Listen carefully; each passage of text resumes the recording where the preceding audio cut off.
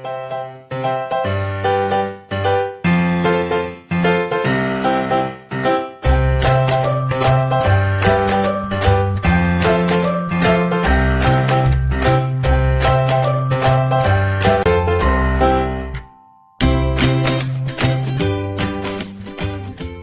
everyone, I am Ashish from PPSC Learning. Today we are going to read the first chapter of the 11th class book, Snapshots. The name of the chapter is The Summer of the Beautiful White Horse, written by William Saroyan. In this part of video, we are going to read and discuss the page number from the page number 1 to 4. So before proceeding the story, let's know about the author. Now let's know about the author. The Summer of the Beautiful White Horse के author William Saroyan है. William Saroyan was born on 31 August in 1908 at Fresno, California in United States. He died on 18 May in 1981 at Fresno, California in United States. William Saroyan was an Armenian American novelist. William Saroyan एक Armenian American novelist थे, play writer थे and short story writer थे. He was awarded the Pulitzer prize for drama in 1940. इनको जो है Pulitzer price से सम्मानित किया गया फॉर ड्रामा के लिए इन 1940 में. And in 1943 won the Academy Award for Best Story for the film adaptation of his novel The Human Comedy. और 1943 में इनको सम्मानित किया गया एकेडमी अवार्ड से, क्योंकि इनकी एक नॉवेल जिसका नाम क्या है द ह्यूमन कॉमेडी, उस पर एक बेस्ट स्टोरी बनी और उसको फिल्म में टेलीकास्ट किया गया. इस वजह से इनको एकेडमी अवार्ड से सम्मानित किया गया. अब हम चलते हैं और जानते हैं कि स्टोरी में कौन से मेन कैरेक्टर्स हैं. The story revolves around the two cousins Aram and Mourad who belong to a poor Armenian tribe. ये कहानी दो भाइयों के बीच में, जो दो कज़िन हैं आरम और मुराद, उनके बीच में ही पूरी कहानी इर्द गिर्द घूमती है. ये दोनों एक आर्मेनियन ट्राइब से बिलोंग करते हैं जिसका नाम गारो घलेनियन है, और ये दोनों बहुत ही पुअर होते हैं, बहुत ही गरीब होते हैं. The other major characters are, दूसरे और भी कुछ पात्र हैं जैसे कि अंकल खुसरो.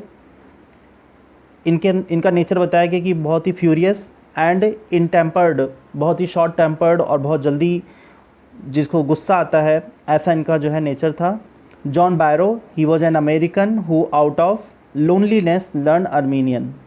जॉन बायरो जो है ये अमेरिकन थे और अकेले की वजह से इन्होंने आर्मेनिया की लैंग्वेज को सीखा, जिससे ये आर्मेनियन ट्राइब से जो है बात कर सकें, वहाँ पर लोगों से मिल सकें. इसलिए इन्होंने अपने अकेलेपन में आर्मेनियन लैंग्वेज को जाना. Now let's know about the Garoghlanian tribe. Garoghlanian tribe, it is a poor Armenian tribe. ये एक बहुत ही गरीब आर्मेनियन ट्राइब है. Every branch of the Garoghlanian family was living in the most amazing and comical poverty in the world. और जो गारो घलेनियन family है, इसके हर एक ट्राइब, मतलब गारो घलेनियन प्रजाति के जितने भी लोग हैं, इस जनजाति के जितने भी लोग हैं, वो बहुत ही विचित्र ढंग से और बहुत ही जॉली वे में, बहुत ही कॉमिकल उनकी पोवर्टी है. इन द वर्ल्ड मीन्स वो बहुत ही विचित्र और बहुत ही फ़नी वे में जो है रहते हैं. और कॉमन क्या है कि वो पुअर होते हैं. Most important of all, they were famous for their honesty. और इन सब में सबसे महत्वपूर्ण बात क्या है कि वो बहुत ही ईमानदार होते हैं. The people of the tribe were proud first and honest next. इस जनजाति के जो लोग हैं वो अपने ऊपर गर्व करते हैं, और उनका गर्व का कारण क्या होता है? उनकी ऑनेस्टी. वो अपनी ईमानदारी, अपनी सच्चाई पे बहुत ही गर्व करते हैं. So it is all about Garoghlanian tribe. Now will proceed to the lesson, the story the summer of the beautiful white horse. The story is about two poor Armenian boys who belong to a tribe whose hallmarks are trust and honesty। ये कहानी दो Armenian boy की है। Who belong to a tribe, जो एक tribe से belong करते हैं, जो एक क्लान से बिलोंग करते हैं, एक जनजाति से बिलोंग करते हैं, जिस जनजाति का नाम क्या है, गारोग्लेनियन है। हुज हॉलमार्क्स, जिसकी क्वालिटीज़ क्या है, ट्रस्ट एंड ऑनेस्टी, जिसकी क्वालिटीज़ है कि विश्वास और ईमानदारी। इस पूरी जनजाति का जो एक क्वालिटी है, उसकी जो मेजर क्वालिटी है वो क्या है, विश्वास और ईमानदारी।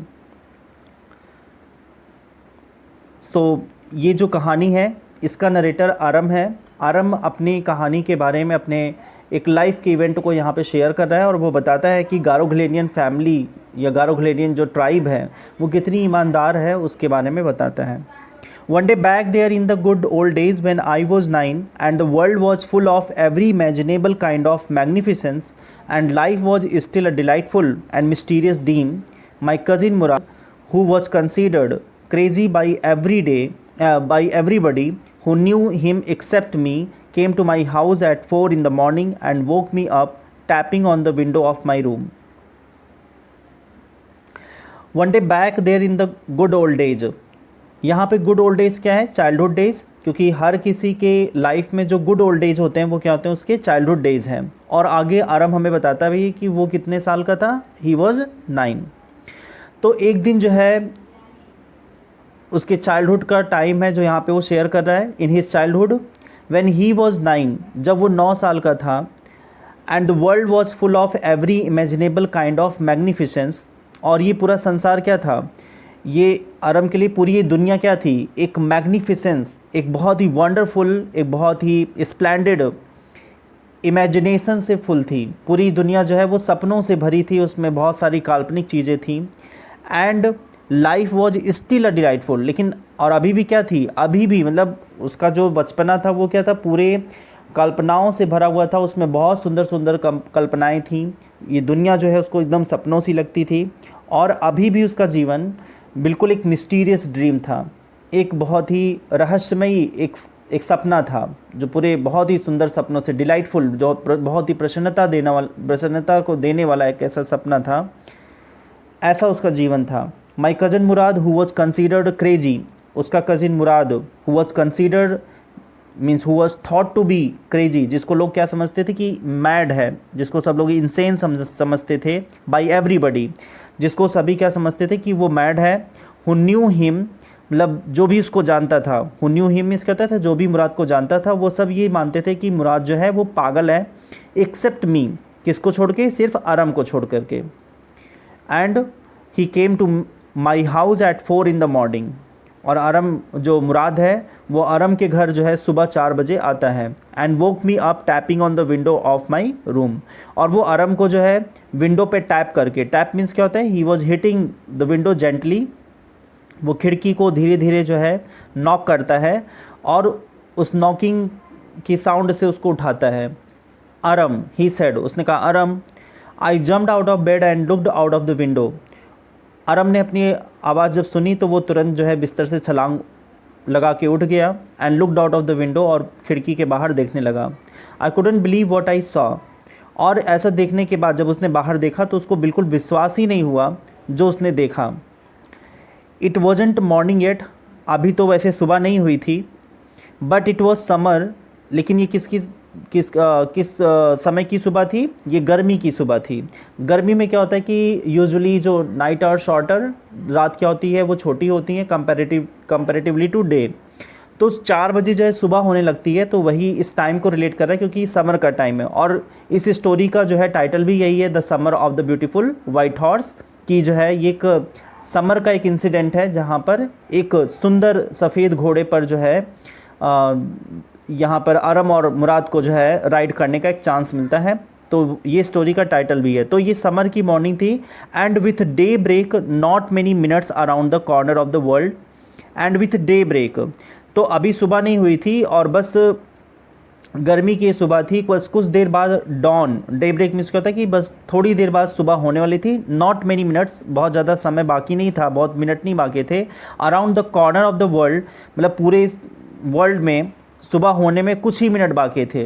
इट वॉज लाइट इनफ, लेकिन फिर भी क्या था, बाहर जो है काफ़ी ज़्यादा मतलब लाइट थी, दिखाई दे रहा था। To know I wasn't dreaming, ये जानने के लिए कि वो कोई सपना नहीं देख रहा था। और यहाँ पे सपना क्या है कि his cousin Murad was sitting on a beautiful white horse, क्योंकि ये जो गारोग्लेनियन ट्राइब है वो बहुत ही पुअर एक ट्राइब होती है, जिसमें बहुत सारे जो जनजाति के लोग हैं वो काफ़ी गरीब होते हैं, और they can afford only the 2 meals of a day, तो एक दिन मतलब एक दिन की बस 2 मील को ही अफोर्ड कर सकते हैं। तो ऐसे में उनको हॉर्स जो है राइडिंग करना या हॉर्स को रखना, ये उनके लिए बहुत ही ज़्यादा एक इम्पॉसिबल अनबिलीवेबल चीज़ है। तो वही जब ये देखता है कि मुराद जो है एक ब्यूटीफुल वाइट हॉर्स पे बैठा हुआ है, तो ये आरम को बिल्कुल विश्वास नहीं होता है। I stuck my head out of the window and rubbed my eyes, और आरम क्या करता है, खिड़की के बाहर अपना सर निकालता है और अपनी आँखों को मलता है दोनों हाथों से कि कहीं वो सपना तो नहीं देख रहा है। Yes he said in Armenian, it's a horse, और तभी जो है मुराद जो कहता है आर्मीनियन लैंग्वेज में, जो आर्मीनिया की भाषा है उसमें बोलता है कि हाँ ये घोड़ा है। यू आर नॉट ड्रीमिंग, तुम कोई सपना नहीं देख रहे हो। तो जब वो आरम को देखता है कि आरम अपने दोनों हाथों से अपनी आँखों को मल रहा है, तो उसको पता चल जाता है कि आरम को विश्वास नहीं हो रहा है, इसलिए मुराद कहता है कि वो कोई सपना नहीं देख रहा है, ये सचमुच एक घोड़ा है।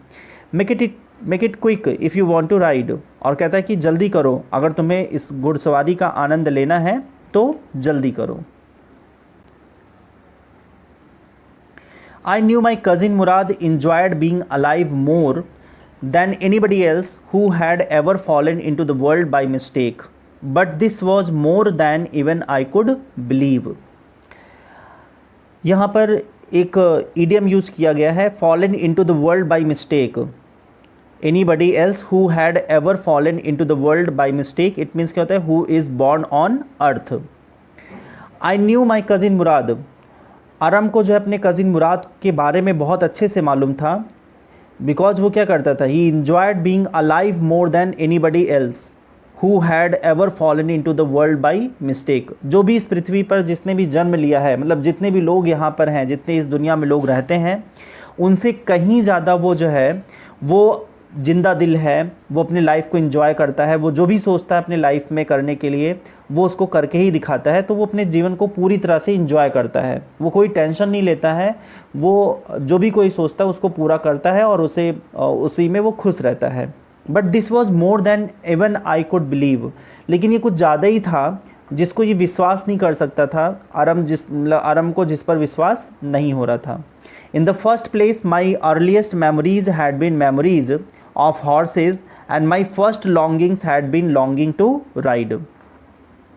इन द फर्स्ट प्लेस, सबसे पहले जो है माई अर्लीस्ट मेमोरीज, उसकी हमेशा जो है यादों में क्या होता था, had been memories of horses, मतलब वो जब कोई उसकी एक सुनहरी जो उसकी यादें होती थी, जब वो कुछ किसी चीज़ों के बारे में सोचता था, तो वो क्या थे, वो था घोड़ों के बारे में सोचता था, घोड़ों की राइड के बारे में सोचता था। एंड माई फर्स्ट लॉन्गिंग, और अगर आरम यहाँ पे बताता है कि अगर उसकी जो फर्स्ट लॉन्गिंग है, जो उसकी फर्स्ट डिज़ायर है, जो उसकी चाहत है, जो उसकी विशेज़ है, वो क्या है, had been longing to ride, उसकी जो है एक चाहत है कि वो एक घोड़े पर जो है वो सवारी कर सके, ये उसकी बहुत पहले से इच्छा थी।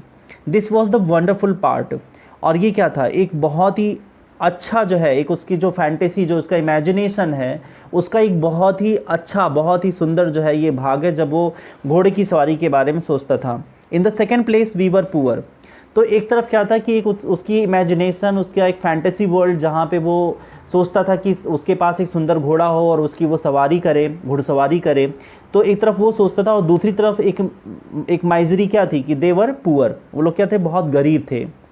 This was the part that wouldn't permit me to believe that what I saw, तो ये एक मतलब एक ऐसा हिस्सा था उसकी इमेजिनेशन का जो उसको कभी भी ये अलाउ नहीं करता था कि वो जो देख रहा है मुराद को घोड़े के साथ, वो उसको उस पर बिलीव करे।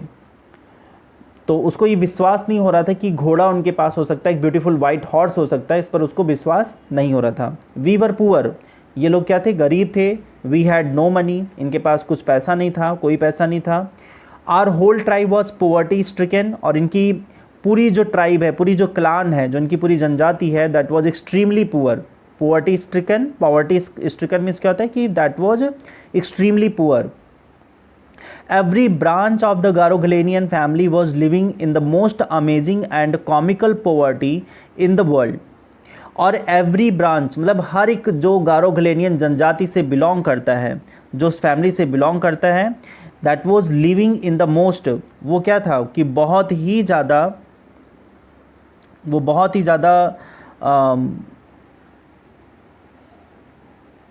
अमेजिंग होता है सरप्राइजिंग, बिल्कुल हैरान कर देने वाला, और कॉमिकल मतलब एक फ़नी पॉवर्टी वाले लाइफ में जी रहा था। तो जितनी भी मतलब ये जनजाति है, गारोग्लेनियन फैमिली की जितनी भी जनजातियां हैं, वो सभी बिल्कुल हैरान कर देने वाली गरीबी में वो रह रहे थे। चाहे वो संसार के किसी भी कोने में हो, वो सभी उनकी जो गरीबी थी, जो जिस तरह से वो रह रहे थे, वो बहुत ही हैरान कर देने वाली थी।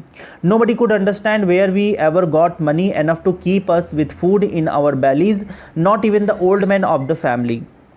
नोबडी कुड अंडरस्टैंड, किसी को ये समझ में नहीं आता था कि where we ever got money, कि इन लोगों को पैसे कहाँ से मिलते हैं। मतलब किसी को ये समझ में नहीं आता था कि कहाँ से गारोग्लेनियन जो जनजाति है उसको पैसे कहाँ से मिलते हैं और कैसे वो लोग अपना पेट भरते हैं, ये किसी को मालूम नहीं था। और यहाँ तक कि जो जनजाति थी गारोग्लेनियन जो जनजाति थी, उसमें जो ओल्ड मैन थे, जो मतलब ग्रोन अप पीपल थे उस फैमिली में, जो अर्न करते थे, जो फैमिली की ब्रिंगिंग अप करते थे, जो पालन पोषण करते थे, उनको भी यहाँ तक कि मालूम नहीं था कि कहाँ से पैसे आते थे और कैसे उस परिवार का पेट भरता था। किसी को ये बात मालूम ही नहीं थी। Most important of all though we were famous for our honesty, इन सब से ज़्यादा जो है महत्वपूर्ण ये बात थी कि जो है ये लोग ईमानदारी के लिए जो है बहुत ज़्यादा फेमस थे, बहुत ज़्यादा पॉपुलर थे, बहुत ज़्यादा प्रसिद्ध थे अपनी ईमानदारी को लेकर के। We had been famous for our honesty for something like 11 centuries, और 11 centuries में क्या होता है 1100, बिकॉज 1 century में कितने ईयर्स होते हैं 100 ईयर्स होते हैं। तो we had been famous, ये लोग प्रसिद्ध थे for their honesty, अपनी ईमानदारी के लिए प्रसिद्ध थे, for something like 11 centuries, लगभग 1100 साल पहले से ही जो है ये अपनी ईमानदारी के लिए जाने जाते थे। Even when we had been the wealthiest family in what we liked to think was the world, और जब ये क्या थे, विश्व की एक वेल्दीएस्ट फैमिली में जब इनकी काउंटिंग हुआ करती थी, जब एक धनाढ़ परिवार में जब इनकी गिनती हुआ करती थी, तब से लेकर के अब तक जो है इनको अभी तक जो है कि ईमानदार फैमिली में इनको माना जाता है। वी वर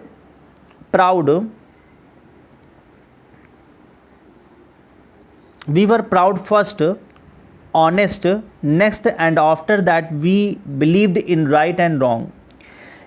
ये लोग सबसे पहले इनको गर्व होता था अपनी जनजाति पर। वी वर प्राउड फर्स्ट, सबसे पहले तो इनको गर्व होता था अपनी ऑनेस्टी पर, ईमानदारी पर।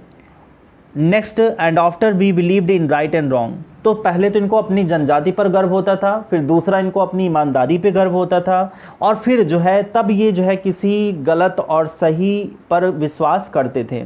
तो पहले तो ये अपने आप में गर्व करते थे और अपनी ईमानदारी पे गर्व करते थे, फिर किसी दूसरी गलत या सही चीज़ों पर ये विश्वास किया करते थे। None of us would take advantage of anybody in the world.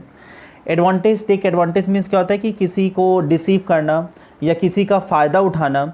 तो इनकी जनजाति में ये कभी नहीं था कि जब किसी वीक का जो है फ़ायदा उठाएं, या किसी कमज़ोर व्यक्ति का या कोई जो लाचार है उसका कभी फ़ायदा उठाएं, इस जनजाति के लोगों में कभी नहीं था। लेट अलोन स्टील, और लेट अलोन मीन्स क्या होता है कि स्टील मीन्स क्या होता है चोरी, और चोरी को तो अकेले ही छोड़ दो। इट मीन्स क्या होता है चोरी को तो छोड़ ही दो, मतलब चोरी करना तो बहुत दूर की बात है, यहाँ तक कि किसी कमज़ोर व्यक्ति का कभी भी ये कोई फ़ायदा भी नहीं उठाते थे। ये लोग कभी किसी को डिसीव नहीं करते थे, किसी को धोखा नहीं देते थे। Consequently even though I could see the horse so magnificent, even though I could smell it so lovely, even though I could hear it breathing so exciting, I couldn't believe the horse had anything to do with my cousin Murad or with me or with any one of other members of our family asleep or awake, because I knew my cousin Murad couldn't have bought the horse, and if he couldn't have bought it, he must have stolen it, and I refused to believe he had stolen it। अब यहाँ पर जो third paragraph में यहाँ पर इतना जो आरम ने बताया अपने गारोग्लेनियन जनजाति के बारे में, तो वो इसने सिर्फ यही बताया कि वो कितनी ईमानदारी के लिए कितनी फेमस थी, इन चीज़ों के लिए बताया। और अभी जब क्या होता है कि जब consequently even though I could see the horse, तो यहाँ पे बताता है कि जब बाद मतलब इन सब चीज़ों के होते हुए जब वो उस घोड़े को देखता है तो दैट इज़ सो मैग्निफिसेंट। वो घोड़ा क्या है कि बहुत ही खूबसूरत है, क्योंकि वो वाइट रंग का है। Even though I could smell it, और यहाँ तक कि उस घोड़े को वो सूंघ सकता है। सो लवली, वो बहुत ही प्यारा है। Even though I could hear it breathing, और वो मतलब सुन सकता है कि वो कैसे सांस ले रहा है वो घोड़ा। सो एक्साइटिंग, काफ़ी ज़्यादा उसको जो है एक्साइट कर रहा है उस पर बैठना, उस पर राइड करना।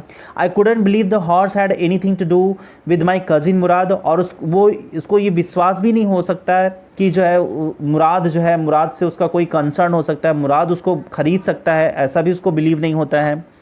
और यहाँ तक कि मतलब वो और जितने भी फैमिली मेम्बर्स उसके फैमिली में हैं जो सो रहे हैं या जग रहे हैं, कोई भी जितने भी मेंबर्स हैं पूरी एंटायर फैमिली में कोई ऐसा नहीं जो उस घोड़े को अफोर्ड कर सके। Because I knew my cousin Murad couldn't have bought the horse, क्योंकि उसको ये अच्छे से मालूम था कि मुराद जो है वो कभी भी घोड़े को ख़रीद नहीं सकता था। And if he couldn't have bought it, तो अगर वो उसको ख़रीद नहीं सकता था तो he must have stolen it, तो फिर उसने चुराया ही होगा। And I refuse to believe he had stolen it, और ये कभी भी उसको आरम को ये विश्वास नहीं हो सकता है कि वो कभी घोड़े को चुराएगा, क्योंकि ये उसकी क्या है, उसकी गारोग्लेनियन की जो एक हॉलमार्क्स है, जो उसकी क्वालिटी है, उसके बिल्कुल अगेंस्ट है। No member of the Garoghlanian family could be a thief, Garoghlanian family का कोई भी एक मेंबर, कोई भी एक सदस्य चोर नहीं हो सकता, ये भी उसको मालूम था। I started first at my cousin and then at the horse, I stared first at my cousin, वो सबसे पहले अपने कजिन को घूर रहा था, and then at the horse, फिर वो घोड़े को घूर करके देख रहा था। There was a pious stillness and humor in each of them, which on the one hand delighted me and on the other frightened me. अब यहाँ पे क्या था कि आरम को एक मिक्स फीलिंग आ रही थी। वहाँ पर क्या था, जब वो एक बार मुराद को देख रहा था, फिर घोड़े को देख रहा था, तो there was a pious stillness, वहाँ पे एक बिल्कुल साइलेंस था, एक सैक्रेड साइलेंस, जहाँ पर ऐसा लग रहा था कि वो चोरी नहीं कर सकता है।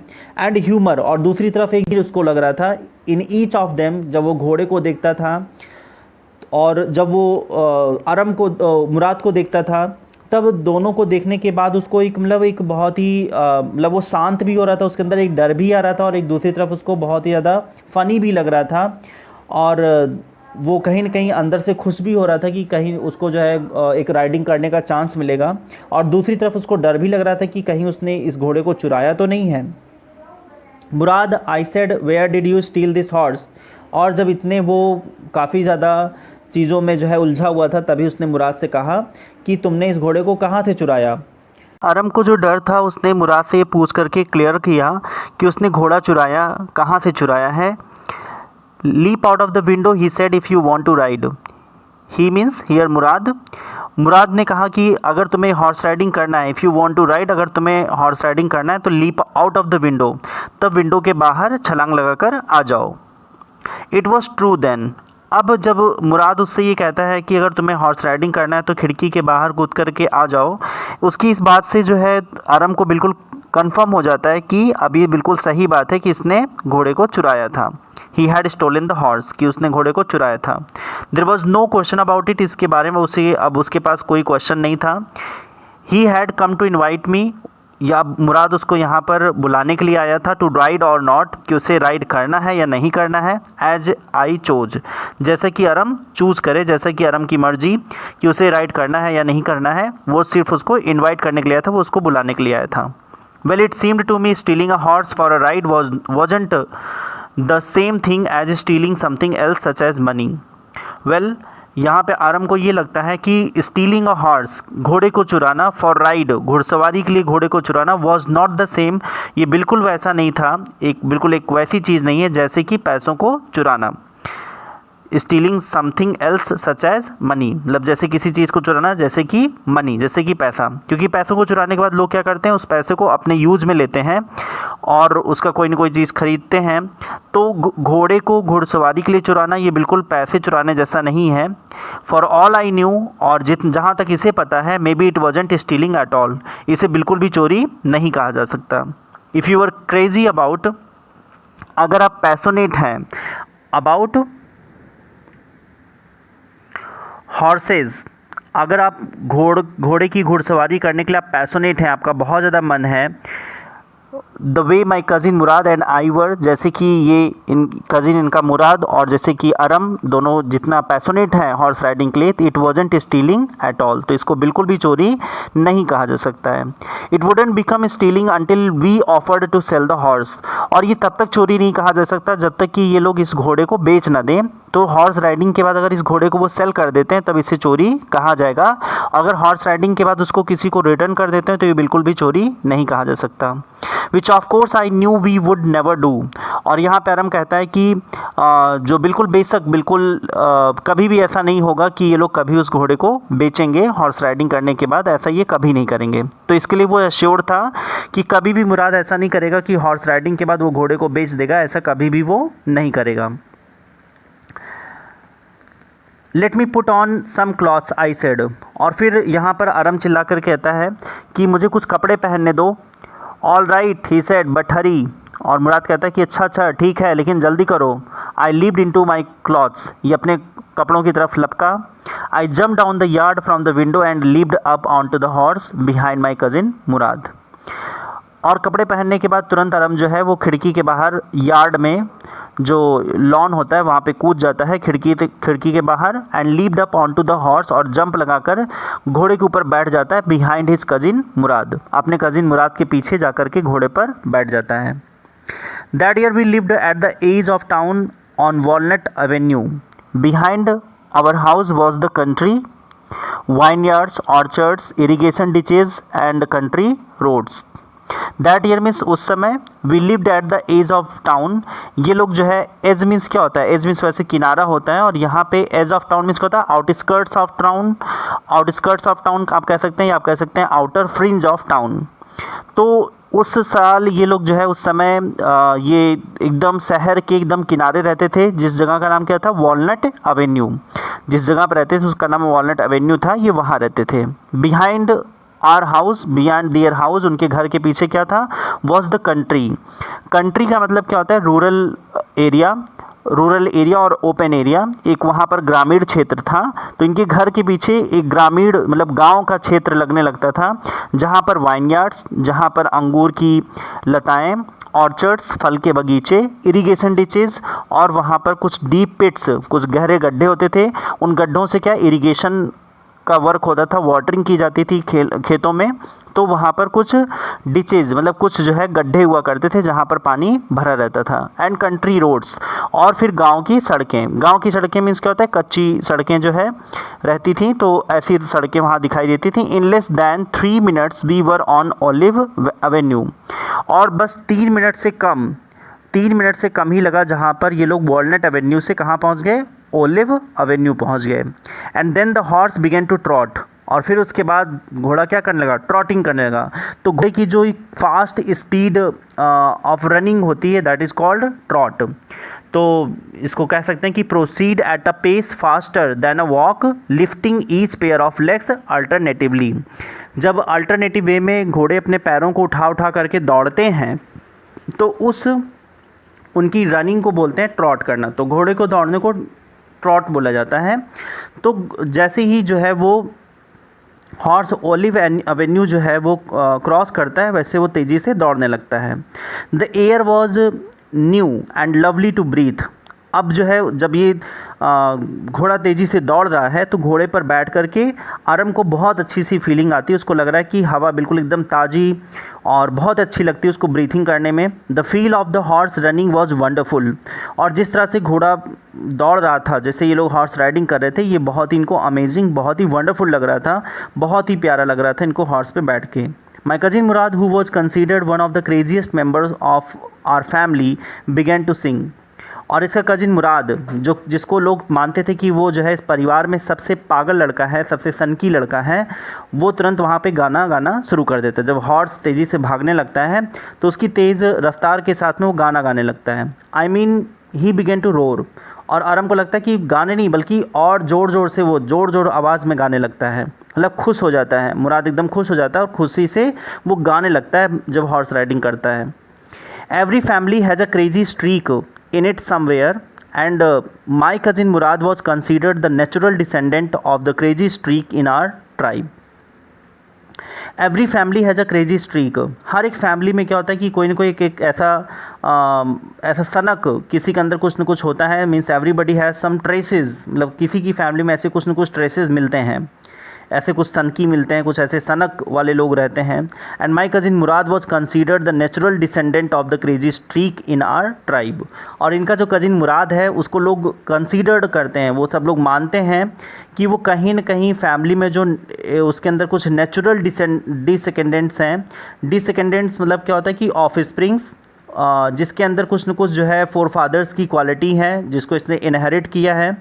तो ये कहीं न कहीं जो गारोगेलेनियन ट्राइब है उसके जो पूर्वज हैं, तो उसके जो पूर्वज थे जो जिनके अंदर कुछ ऐसे सनक वाले नेचर हुआ करते, जो सनकी टाइप के हुआ करते थे, ऐसा कुछ जो है उसके अंदर भी क्वालिटी है जो इसने इनहेरिट किया है अपने फोर फादर्स से, जो उनके फोर फादर से इस ऑफ स्प्रिंग्स में आया हुआ है। जैसे कि मुराद है तो मुराद में कुछ ऐसे लक्षण आते हैं जो पहले कभी पूर्वजों में हुआ करते थे। Before him was our uncle Khosrove. और मुराद से पहले जो है उसके घर में एक अंकल है जिनका नाम क्या है, खुसरो। खुसरो अंकल भी कुछ ऐसे ही थे। An enormous man, enormous means क्या होगा यहाँ पे, मतलब एक वेल बिल्ट बॉडी, जिनकी बॉडी क्या है, बहुत ही ह्यूज है। तो एक बहुत ही बड़ी बॉडी के जो बिल्कुल एकदम काफ़ी रोबस्ट हैं, हष्ट पुष्ट, काफ़ी मोटे तगड़े एक अंकल हैं उसके। विथ अ पावरफुल हेड, जिनका हेड क्या है, काफ़ी बड़ा है, और ब्लैक हेयर, और उस पर मतलब बाल, काले काले बाल हैं। एंड द लार्जेस्ट मुस्टैश, और जिनकी मूछें क्या हैं, बहुत लंबी लंबी हैं। In the San Joaquin Valley, a man so furious in temper, so irritable, so impatient that he stopped anyone for talking by roaring, it's no harm, pay no attention to it. और ये पूरी उस valley में, San जॉइक्विन जो valley है, ये एक तरह की मतलब that's a long interior valley of California. ये कैलिफोर्निया की बहुत ही लॉन्ग, काफ़ी लंबी और काफ़ी इंटीरियर वैली है, काफ़ी आंतरिक एक जो है घाटी है, जहाँ पूरी उस घाटी में जो है ही वॉज द फेरोशियस, ये बहुत ही फिरोशियस थे, बहुत ही मतलब furious, sorry he was very furious, ये बहुत ही फ्यूरियस इन टेम्पर, बहुत ज़्यादा ये गुस्से वाले थे। सो इरिटेबल, लोगों को बहुत ही इरिटेट करने वाले थे। सो इम्पेशेंट, बिल्कुल इनमें अधैर्यता थी, बिल्कुल भी पेशेंस नहीं था। That he stopped any one from talking by roaring, और ये किसी को भी चुप करा सकते थे अपनी आवाज़ के आगे, अपना चिल्ला करके किसी को भी चुप करा सकते थे। और इनका एक स्टेटमेंट जो इनका एकदम बिल्कुल फिट रहता था, जो ये सबको बोला करते थे, the statement is it is no harm, pay no attention to it. ये कहते थे इसमें कोई नुकसान नहीं है, इस पर बिल्कुल भी ध्यान न दो। तो ये इनका एक पेट स्टेटमेंट था जो ये हमेशा बोला करते थे। That was all, no matter what anybody happen to be talking about. That was all, यही उनका था। No matter what anybody happen to be talking about, मतलब कोई क्या बात करे, कैसे भी बात करे, इनका बस यही रवैया रहता था, एक यही इनका नेचर था, इस तरह से ये बात किया करते थे। Once it was his own son Arak running 8 blocks to the barber shop where his father was having his mustache trimmed to tell him their house was on fire। एक बार की बात है कि अरक जो है, जो इनका बेटा था, वो 8 ब्लॉक दौड़ते दौड़ते, ब्लॉक मीन्स क्या होता है, गलियाँ, 8 गलियों को क्रॉस करता हुआ वो एक बार्बर के शॉप पे पहुंचता है, जहाँ पर अंकल खुसरो जो हैं वो अपने मूँछों को ट्रिम कराते रहते हैं। और इनका बेटा वहाँ पहुँचता है और इनको कहता है कि इनके घर में आग लग गई है। This man Khosrove sat up in the chair, और ये जो खुसरो अंकल हैं ये कुर्सी पे बैठे थे। एंड रोड, और ये चिल्ला के बोले, it's no harm, pay no attention to it. और वहाँ चिल्ला करके बोले कि अरे इसमें कोई नुकसान नहीं है, बिल्कुल मत ध्यान दो। The barber said but the boy says your house is on fire. और फिर बार्बर उनकी बात को रिपीट करते हुए बोलता है कि लेकिन आपके बेटे ने आपको बताया कि आपके घर में आग लग गई है। सो खुसरो रोड, फिर इस पर खुसरो जो है एकदम चिल्ला कर बोलते हैं, enough, it is no harm I say. और फिर कहे कि बस बहुत हो गया, मैंने कहा ना, कोई नुकसान नहीं है। My cousin Murad was considered the natural descendant of this man, although Murad's father was Zorab who was practical and nothing else. My cousin Murad, ये जो कज़िन मुराद है उसका, जो अरम के साथ में हॉर्स राइडिंग कर रहा है, उसको लोग यही कंसीडर्ड करते हैं कि वो नेचुरल डिसेंडेंट है ऑफ दिस मैन, कि उसके अंदर नेचुरली जो है वो इनहेरिट किया है अंकल खुसरो की क्वालिटी को। अंकल खुसरो की जो ये क्वालिटी है वो कहीं न कहीं मुराद के अंदर है। हालांकि मुराद के पिता जो है उनका नाम क्या है, जुराब है, और जो जुराब हैं वो बहुत ही प्रैक्टिकल हैं, बहुत ही लॉजिकल हैं, बहुत ही रैशनल हैं by nature and nothing else, और उनके अंदर ऐसी कोई सनक जो है उनके अंदर नहीं है। तो that's how it was in our tribe, और यही चीज़ें इनके ट्राइब में हुआ करती हैं कि कोई ज़रूरी नहीं है कि पिता के जो लक्षण हो वो बच्चों में जाएं। बच्चों में लक्षण जो होते हैं, जो उनके नेचर होता है, जो उनकी प्रवृत्ति होती है, वो फैमिली की किसी भी फोरफादर, किसी भी पूर्वज की आ सकती है उनमें लक्षण। हाँ, ये हो सकता है कि जो आउटर अपीयरेंस है, जो फिज़िक है, वो कहीं न कहीं टैली कर सकती है माता पिता से, लेकिन जो लक्षण है, जो नेचर है, वो कहीं न कहीं इनहेरिट होता है फ्रॉम द फोरफादर्स, पूर्वजों से। A man could be the father of his sons flesh, एक कोई भी व्यक्ति जो है वो पिता हो सकता है अपने बेटे का। सन्स फ्लैश मीन्स क्या होता है, अपने बेटे जैसा, अपने बेटे के जैसा, मतलब वो अपने जैसा अपने बेटे को वो बॉर्न कर सकता है, जिसकी फिजिकल अपीयरेंस क्या होगी, बिल्कुल सेम होगी। But that did not mean that he was also the father of his spirit. लेकिन वो आदमी ऐसा नहीं होगा कि वो अपने बेटे की जो उसकी स्पिरिट है, जो उसकी आत्मा है, या उसका जो नेचर है, जो उसका बिहेवियर है, जो उसकी मॉरल कंडक्ट है, वो बिल्कुल अपने पिता या अपने पापा से मिलते जुलते होंगे, ऐसा बिल्कुल कोई तय नहीं है। वो कहीं कहीं the distribution of the various kinds of spirit of our tribe had been from the beginning capricious and vagrant.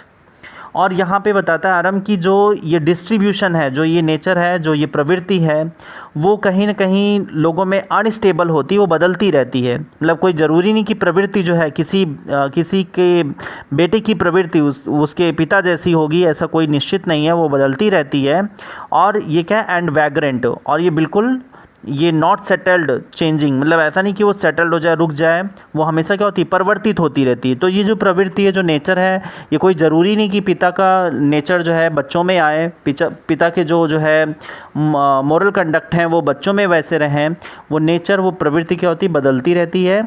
और बल्कि फ़िज़िकल अपीयरेंस जो है सेम हो सकता है, लेकिन आदतें जो है कभी भी सेम नहीं हो सकती। वो कहीं न कहीं किसी भी फोर फादर, जो फैमिली की जो ट्राइब है, उसमें किसी की भी आदतें जो है वो इनहेरिट हो सकती है उसके ऑफ स्प्रिंग्स में। We rode and my cousin Murad sang, और ये लोग जैसे जैसे घुड़सवारी करते गए, जैसे जैसे आगे बढ़ते गए, इनका कज़िन जो मुराद है वो बहुत तेज़ी से गाने लगा। For all anybody knew we were still in the old country where, at least according to some of our neighbors, we belonged.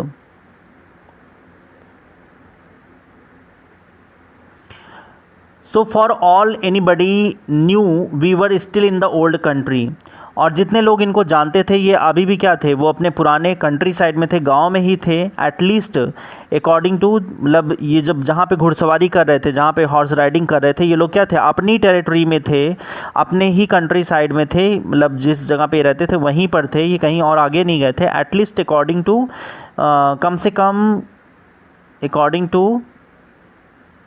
According to some of our neighbours, इनके पड़ोसियों के अनुसार, जो इनके आसपास रहते थे उनके अनुसार वी बिलोंग्ड, ये वहाँ से बिलोंग कर रहे थे। We let the horse run as long as it felt like running, ये लोग घोड़े को काफ़ी दूर तक राइडिंग करना चाहते थे, जैसे कि इनको ये लगे कि हाँ ये हॉर्स राइडिंग कर रहे हैं, उनको एक नेचुरल फील आए हॉर्स राइडिंग का, इसलिए उसको और दूर तक ही रन करना चाहते थे। So student, here we are going to pause this video, and in the next video we'll start from the same page number 4, and we had finished the page number 1, 2 and 3 in this part of video. In the next part of the video we'll start from page number 4. Thank you for watching this video. I hope that it was helpful to you. See you in the next